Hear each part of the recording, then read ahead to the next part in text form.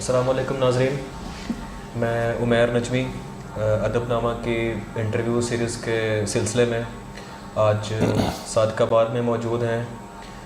ایک ایسی ادبی شخصیت جن کا اس خطے میں ہونا ہم سب نئے لکھنے والوں کے لیے، بلکہ کہنا چاہیے کہ تمام شعراء کے لیے اور ادبی برادری کے لیے کسی نعمت سے کم نہیں ہے. میں بات کر رہا ہوں ڈاکٹر کبیر اطہر صاحب کی.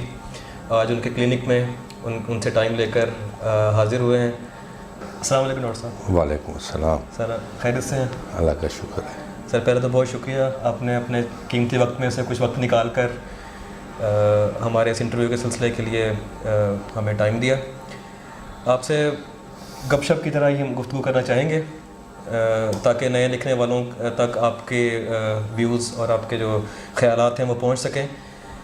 سب سے پہلے تو آپ ہمیں اپنے ادبی سفر کے بارے میں، خاص طور پر شعری تناظر کہ آپ نے کیسے اس کو آغاز کیا، کس ایج میں شعر کہنا شروع کیا، اور پھر کیسے اس کا ارتقاء ہوا. شعر کہنے کے حوالے سے تو ابھی اپنے درمیان گفتگو ہو رہی تھی، تو میرے خیال میں تیسری چوتھی کلاس میں تھا. اجمل باغ ہائی اسکول میں پڑھتا تھا، تو وہاں کا ادبی ماحول بہت اچھا تھا. مشتاق صاحب ہمارے ہیڈ ماسٹر ہوتے تھے، جو اب بھی حیات ہیں، خدا انہیں مزید لمبی عمر صحت و تندرستی کے ساتھ. تو وہ ہر ویکینڈ پر نا ایک بیت بازی کا مقابلہ کروایا کرتے تھے. تو اس میں میرا خیال تیسری کلاس میں تھا، تو ہم پارٹیسپیٹ تو نہیں کر رہے تھے اس میں، چوتھی اور پانچویں کے درمیان تھا، ہم دیکھنے کے لیے. تو انہوں نے ایک نوجوان تھا، بچہ تھا 5ویں کلاس کا، آفتاب نام تھا، اسے اچھے شعر پڑھنے پر 4 آنے انہیں انعام کے طور پر دیے. بس وہ 4 آنے مجھے لڑ گئے. تو وہ 4 آنے لینے کے چکر میں بس یہ شعر یاد کرنا شروع کیے، بیت بازی کے مقابلوں میں حصہ لیا، اور پھر اتنے زیادہ شعر یاد ہو گئے کہ اپنی کلاس میں اکیلا ہوتا تھا اور دوسری 2 3 کلاسز. یہ سلسلہ چلتا رہا. یہ ایک بڑی عام سی بات ہے، اور یہ اکثر گفتگو میں اس چیز کا ذکر ہوتا ہے فن کے حوالے سے کہ کوئی شاعر یا کوئی فنکار کیسے بنتا ہے. تو یہ جواب یہی ہوتا ہے کہ جی ایک شاعر یا ہوتا ہے یا نہیں ہوتا. یہ بڑا ایک عام سا، لیکن یہ ہے حقیقت. ایک میرے ساتھ کچھ معاملہ مختلف تھا کہ مجھ میں کریوڈ فارم میں اللہ میاں نے بہت ساری جو ہے نا وہ رکھی ہوئی تھی. میں 8ویں تک ڈرائنگ میں بڑا اپنا دلچسپی لیتا تھا، یہاں تک کہ جب میں 8ویں کلاس میں پہنچا تو مجھے ٹیچر پیپر نہیں دیتے تھے جس میں کوئی کچھ بنوانا ہو، وہ چیز لا کر دیتے تھے کہ نمبر میرے پورے ہوتے تھے. اسی طریقے سے ڈرامیٹکس میں بھی گلوکاری بھی تھی. تو یہ بیت بازی، اور میرے خیال 8ویں 9ویں کلاس میں میرا خیال میں نے ٹوٹے پھوٹے لفظوں میں لکھنا بھی شروع کر دیا. لیکن کوئی لکھنے کے بارے میں میں اتنا سنجیدہ نہیں تھا، کہ میرا جو مین کنسرن تھا وہ ڈرامیٹکس میں تھا. وہ اس حد تک ڈرامیٹکس میں تھا کہ میں نے کنگ ایڈورڈ کا میرٹ ہی صرف اس لیے بنایا کہ وہاں لاہور میں ان دنوں ٹی وی اسٹیشن ہے. لیکن جیسے آج کل ٹی وی اسٹیشن ہے، اگر یہ سلسلہ اس وقت ہوتا تو شاید میں شاعری نہ کر رہا ہوتا. پھر وہاں کنگ ایڈورڈ میں میرا یہ شوق جو ہے ڈرامیٹکس کا پورا ہوتا رہا. وہاں شاعری بھی وہیں جا کر نا کنگ ایڈورڈ کے دور میں، اور وہ آئی تھنک کہ آئی واز 25 27. لیکن وہ ایسی جو ایج ہوتی ہے جس میں 20 not 25 27 I was at that time, because میری شادی تو 29 میں ہوئی اور میں ڈاکٹر بن چکا تھا، میں 20 میں تھا، 23-24 ہاں ایسے.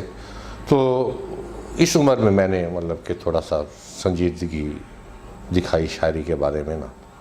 تو پھر یہ سلسلہ چلتا رہا، وہاں پر میں نے جو کچھ لکھا، پھر شادی ہو گئی، اس کے بعد اس کو ایک چھوٹی سی کتاب کی صورت میں، وہاں اعجاز رضوی، عباس تابش، ڈاکٹر جاوید انور صاحب، ان سب سے رہتا تھا. قاسمی صاحب کا فنون کا دفتر ساتھ تھا، وہاں بھی چلا جاتا تھا خالد احمد صاحب کے ساتھ. تو خالد احمد صاحب نے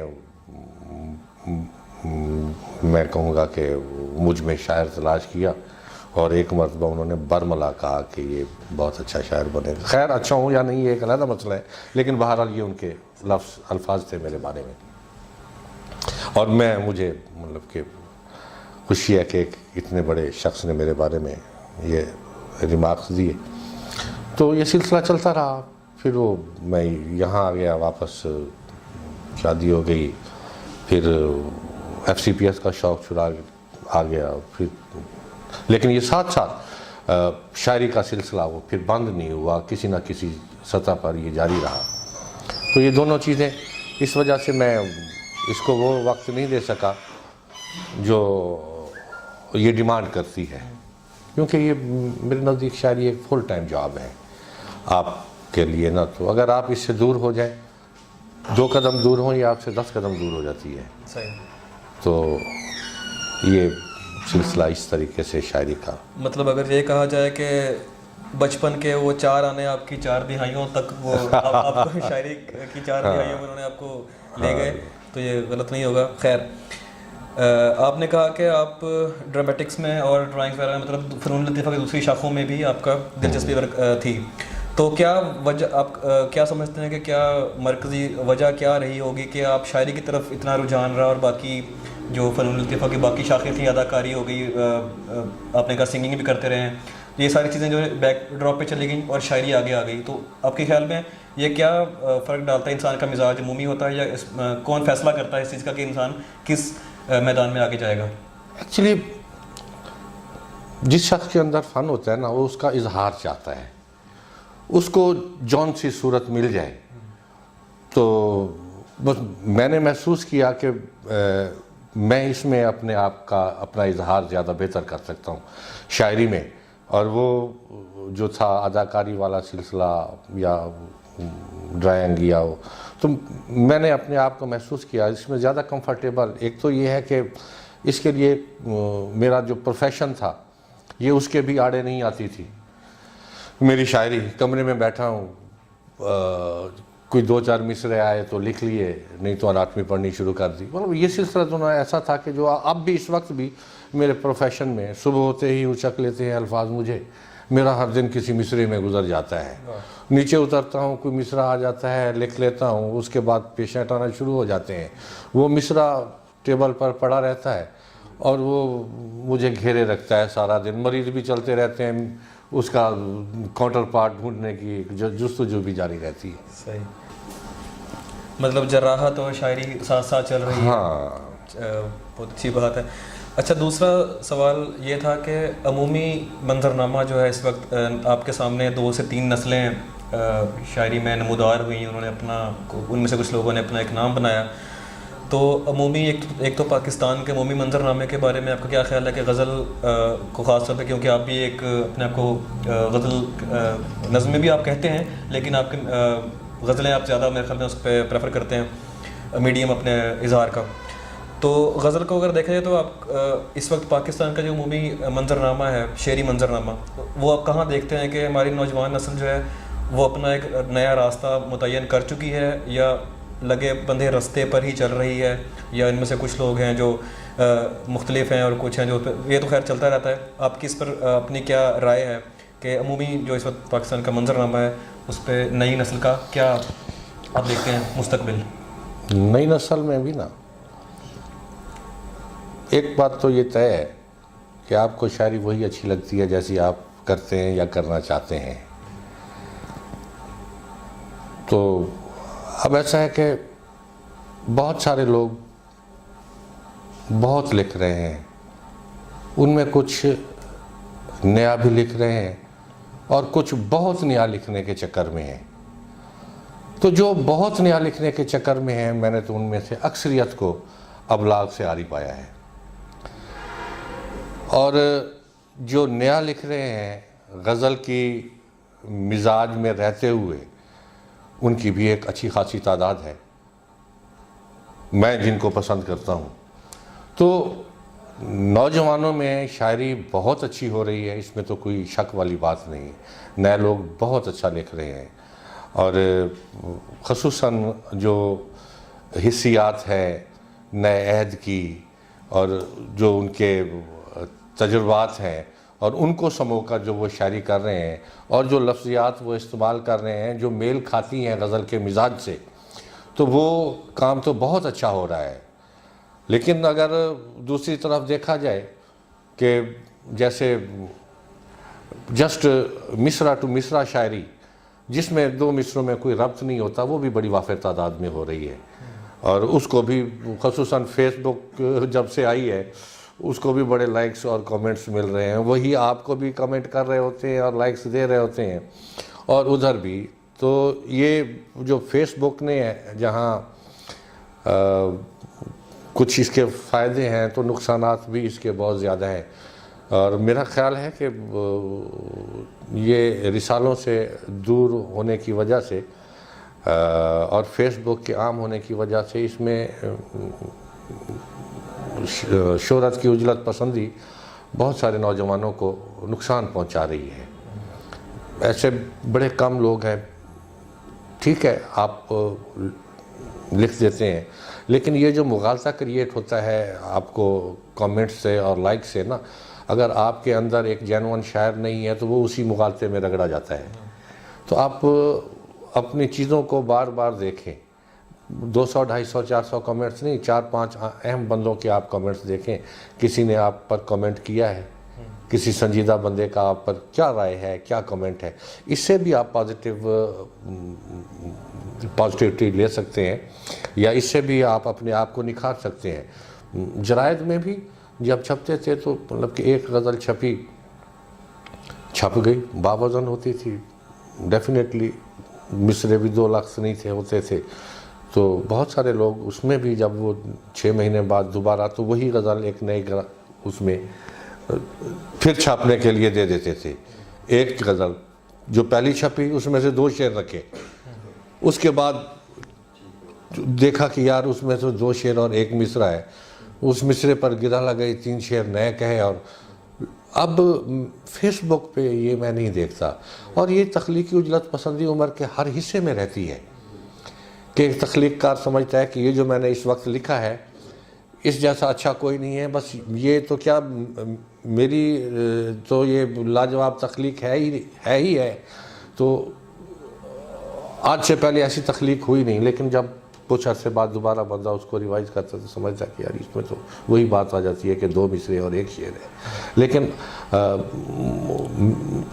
ایسے بہت کم لوگ ہیں میں نے دیکھا ہے کہ جو اپنے آپ کو اپنی چیزوں کو رد کرنے کا حوصلہ رکھتے ہوں, اور جو اپنے آپ کو رد کرنے کا حوصلہ نہیں رکھتا وہ اچھا لکھ بھی نہیں سکتا. نوجوان بڑا اچھا لکھ رہے ہیں اور میں انہیں بس یہی مشورہ دوں گا کہ وہ اپنے آپ کو رد کرنے کا حوصلہ پیدا کریں. ٹھیک ہے, ابھی آپ نے بات کرتے ہوئے ذکر کیا کہ کچھ نوجوان آپ کو لگ رہا ہے کہ وہ بہت جلدی میں ہیں شاید, اور اس لیے کچھ ایسی چیزیں بھی لکھ رہے ہیں یا ان کو پبلک کر رہے ہیں جو ابھی کچی خام ہیں. ڈیفینیٹلی. تو آپ کے نزدیک ایک شعر میں ایسے کون سے عوامل یا عناصر ہوتے ہیں جو اس کو شعر بناتے ہیں؟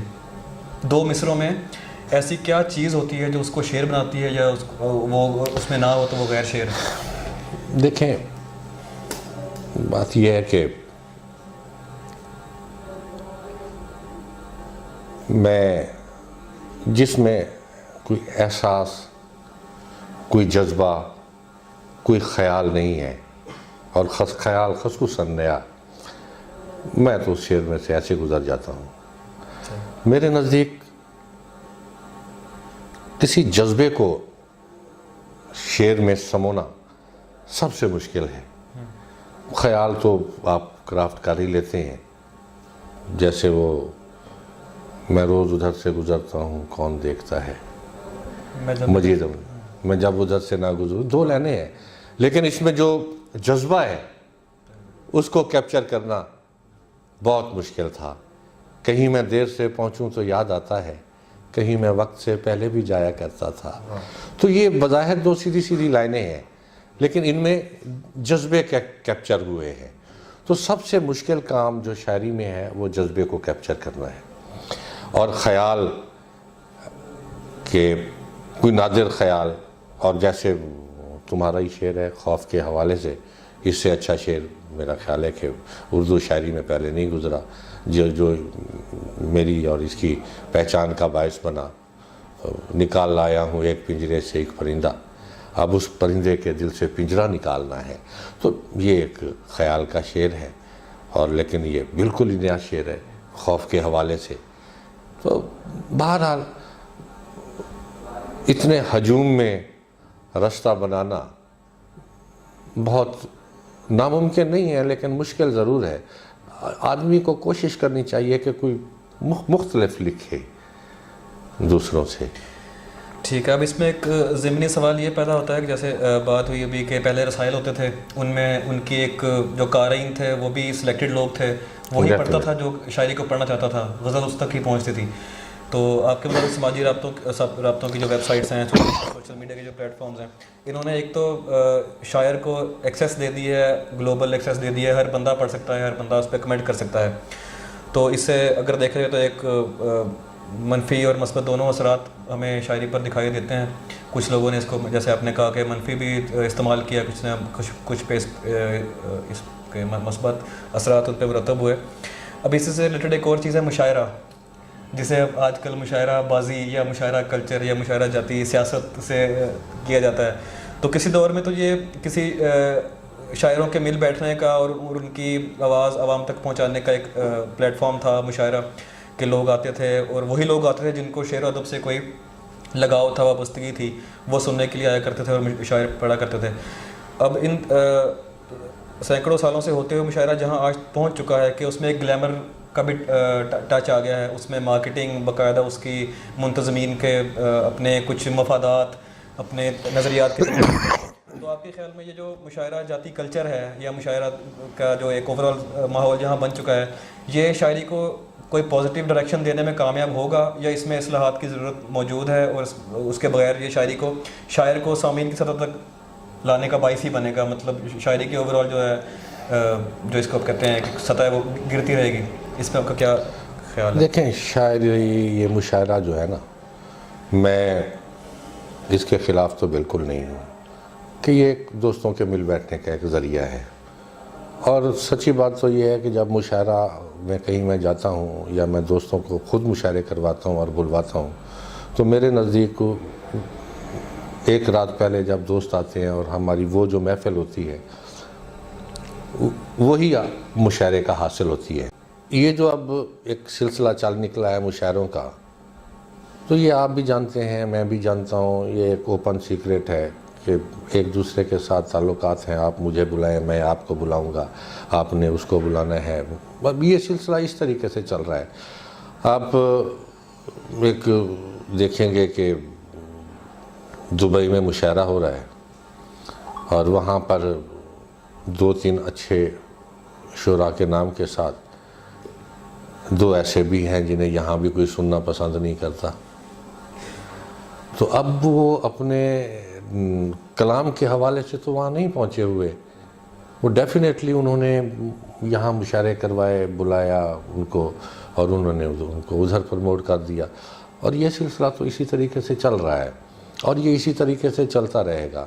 جس طریقے سے ہمیں اکروا پروری ہمارے خون میں جینا خراب ہو گئے ہیں نا ہمارے, مطلب کہ ہر لیول, ہر سطح پر ہم میں کرپشن ہے, اور وہ مشاعرہ جاتی سطح پر بھی کرپشن ہے. وہ اسی قسم کی کرپشن ہے کہ یار اگر کسی ایک دوست کو بلا لیا گیا ہے تو اس نے کہنا ہے کہ میرے یہ 2 دوست بھی مطلب کہ شامل کر لیں. کسی اچھے شاعر کو انہوں نے بلا لیا ہے اور ان کے ساتھ ان کی بنتی نہیں ہے, تو یار اس کو نکال دو. ایسے میں نے بہت سارے واقعات سنے ہیں کہ جس میں سے مشاعروں میں سے سینئر شعراء, نوجوان اچھے لکھنے والوں کے نام نکلواتے ہیں. میرے ساتھ تو مسئلہ یہ ہے کہ میں اگر مشاعرہ پڑھنے جاؤں اور وہاں مجھے 50,000 بھی ملے, میرے 3 دن لگیں, میرا تو 1.5 لاکھ کا نقصان ہو جاتا ہے. مجھے تو کوئی اس میں ایک چونی کا فائدہ نہیں. پڑھنے کا دل میرا بھی کرتا ہے. میں اگر کہوں کہ نہیں, بہت سارے لوگ ہیں جو فیس بک پر لگے رہتے ہیں, لکھا ہوا ہوتا ہے کہ یار یہ دیکھو یہ مشاعرے, یہ وہ ہر جگہ پر, اور وہ خود جہاں بھی دیکھیں وہ مشاعرے میں خود بھی پہنچے ہوئے ہوتے ہیں. پوسٹیں مشاعرے کے خلاف لگاتے ہیں اور خود دیکھیں گے تو وہ میاں چنو کہ وہ کسی تھڑے پر بیٹھ کر بھی مشاعرہ پڑھ رہے ہوتے ہیں. میں اگر یہ کہوں کہ مشاعرہ پڑھنا مجھے اچھا نہیں لگتا, بالکل مجھے اچھا لگتا ہے. اگر ممکن ہو تو میں جاتا بھی ہوں, اور یہی وجہ ہے کہ میں یہاں صادقآباد میں ارینج کرواتا ہوں کہ دوستوں کے ایک مل بیٹھنے کا ایک ذریعہ بنے. اور اس میں بھی یہ تو آپ بھی جانتے ہو, جب آپ سے میرا ہوا تو میرا نزدیک شعر تھا. اہمیت شعر کی تھی, شاعر کی نہیں تھی.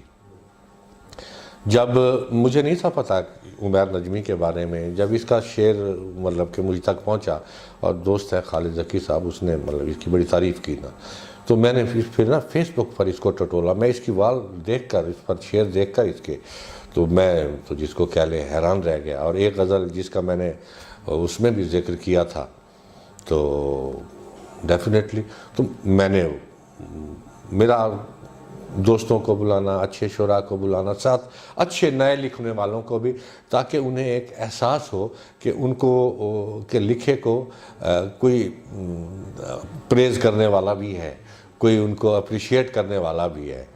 تو میرا مسئلہ کچھ مختلف ہے. جو کتاب کے بعد کی غزلیں, ان میں سے ایک غزل میں ایسا ہوں. جہاں سانسیں نہیں چلتی وہاں کیا چل رہا ہے, جہاں سانسیں نہیں چلتی وہاں کیا چل رہا ہے, بہشت خاک میں اے رفتگاں کیا چل رہا ہے. جہاں سانسیں نہیں چلتی وہاں کیا چل رہا ہے, بہشت خاک میں اے رفتگاں کیا چل رہا ہے.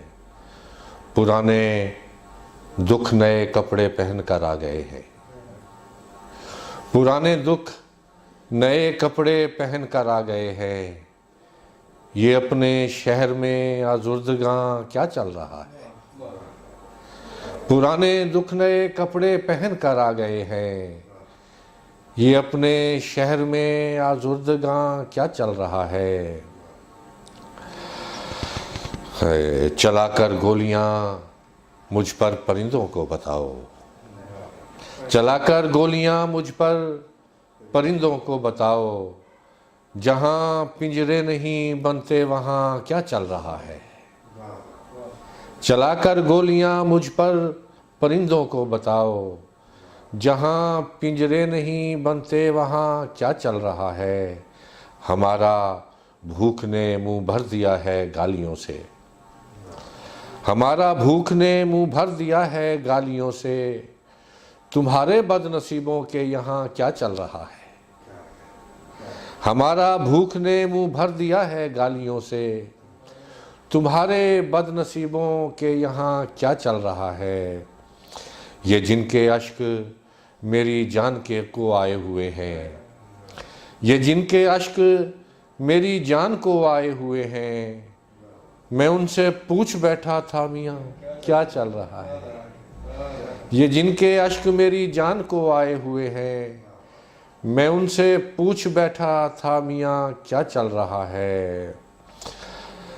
اور میں ان سے پوچھ بیٹھا تھا میاں کیا چل رہا ہے. ندامت سے میں اپنا منہ چھپاتا پھر رہا ہوں, ندامت سے میں اپنا منہ چھپاتا پھر رہا ہوں, یہ میرے دوستوں کے درمیان کیا چل رہا ہے. ندامت سے میں اپنا منہ چھپاتا پھر رہا ہوں, یہ میرے دوستوں کے درمیان کیا چل رہا ہے.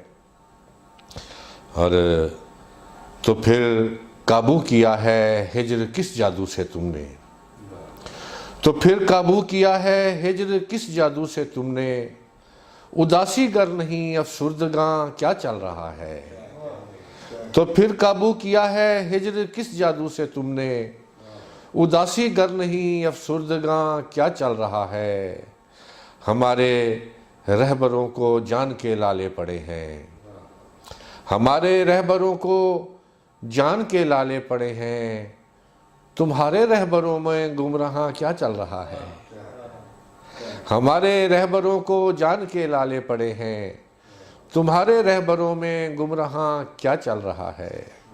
یہ ہجر کی غزل۔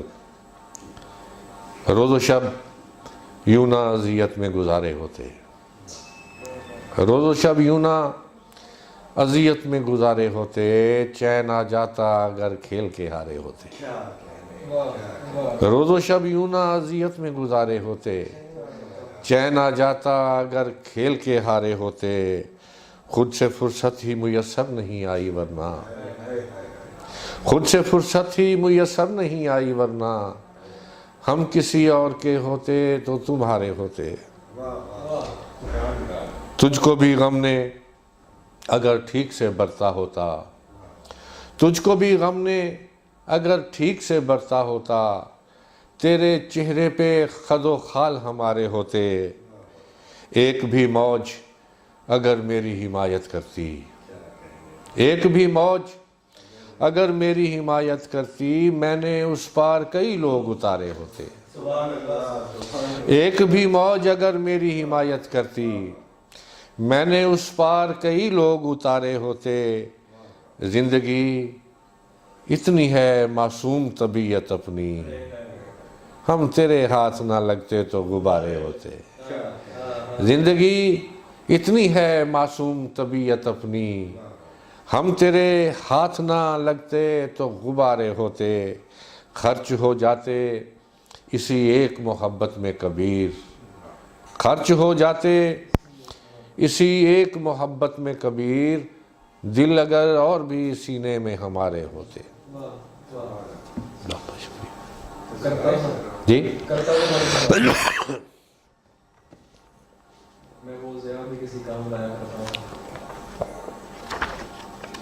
میں وہ ضیاء بھی کسی کام لایا کرتا تھا، میں وہ ضیاء بھی کسی کام لایا کرتا تھا، جسے چراغ دھوئیں میں اڑایا کرتا تھا، میں وہ ضیاء بھی کسی کام لایا کرتا تھا، جسے چراغ دھوئیں میں اڑایا کرتا تھا، اور اب تو میں بھی سر راہ پھینک دیتا ہوں، اور اب تو میں بھی سر راہ پھینک دیتا ہوں، کبھی میں پھول ندی میں بہایا کرتا تھا، اور اب تو میں بھی سر راہ پھینک دیتا ہوں، کبھی میں پھول ندی میں بہایا کرتا تھا، کہیں میں دیر سے پہنچوں تو یاد آتا ہے، کہیں میں دیر سے پہنچوں تو یاد آتا ہے،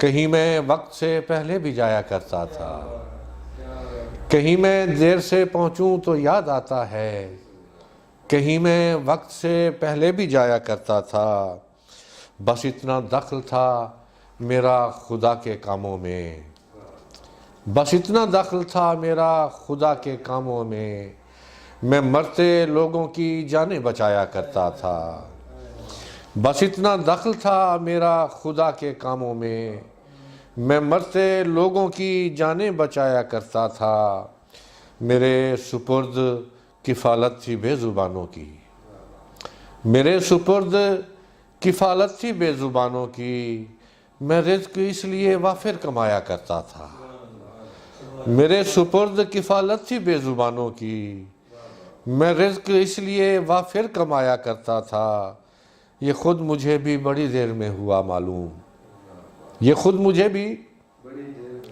بڑی دیر میں ہوا معلوم کہ کوئی دکھ مجھے اندر سے کھایا کرتا تھا، یہ خود مجھے بھی بڑی دیر میں ہوا معلوم کہ کوئی دکھ مجھے اندر سے کھایا کرتا تھا، چراغ اس لیے سنتے تھے غور سے مجھ کو، मैं रोशनी को सलीके से गाया करता था।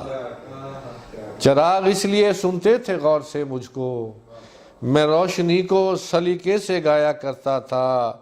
मैं उसके इश्क में पागल था फिर भी दिल मेरा, मैं उसके इश्क में पागल था फिर भी दिल मेरा, मेरे खलूस पे तोहमत लगाया करता था।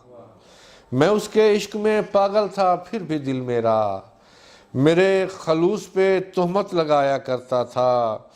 कुछ इसलिए भी ज़्यादा थी रोशनी मेरी कि मैं चिराग नहीं दिल जलाया करता था।